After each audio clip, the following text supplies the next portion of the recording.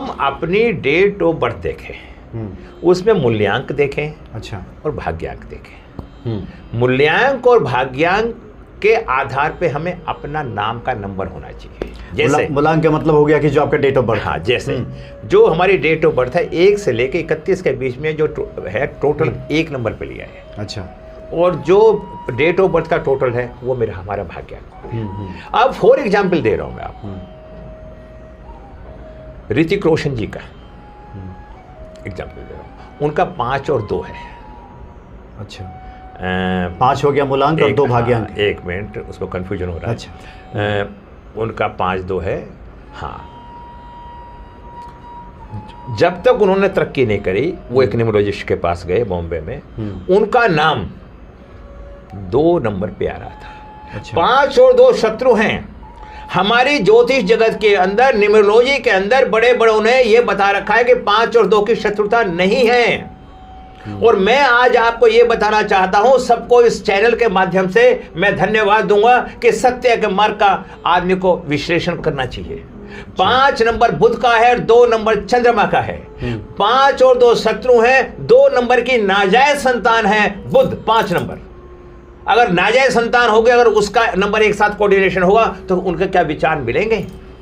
अच्छा, कोई भी नाजायज बाप हो और उसका बेटा बैठा हो तो क्या उसका विचार मिल सकते हैं संसार के अंदर? आप मुझे बताइए, मैं आपसे पूछ रहा हूं। तो 5 और 2 का कोऑर्डिनेशन नहीं बनेगा, तो यहां पे हमें 7 नंबर लाना पड़ेगा या हमें 1 नंबर लाना पड़ेगा।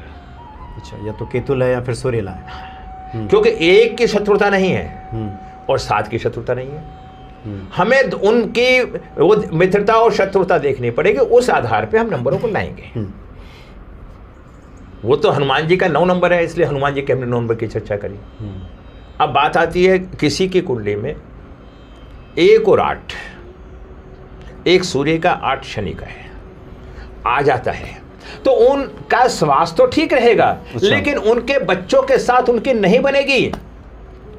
या तो पिता पुत्र में से किसी का देहांत हो जाएगा, या पिता ऊपर होगा बेटा नीचे होगा, मतभेद रहेगा, मतभेद रहेंगे। अगर वो जुड़ के चलेंगे तो उनका घर में विस्फोट हो जाएगा, विवाद हो जाएगा, कोई हादसा हो जाएगा। तो ऐसी स्थिति के अंदर हमें अपने को ठीक कर लेना चाहिए। हम नंबर तो नहीं बदल सकते, हम डेट ऑफ बर्थ तो नहीं बदल सकते, ना खरीद सकते, कोई नहीं कर सकते, लेकिन हम बुद्धि से दशा बदल के दिशा को बदल सकते हैं। हमें ये लग रहा है कि ये चीज गलत है हमारे लिए, तो उस चीज को हम छोड़ सकते हैं और हम सही मार्ग पे जा सकते हैं। हम ज्योतिष क्या समझाती है, ज्योतिष है क्या? अगर आप बुरा ना माने, मैं थोड़ा सा ये बात बताना चाहता हूं। ज्योतिष है क्या? ज्योतिष एक ज्ञान है, दिशा निर्देश है।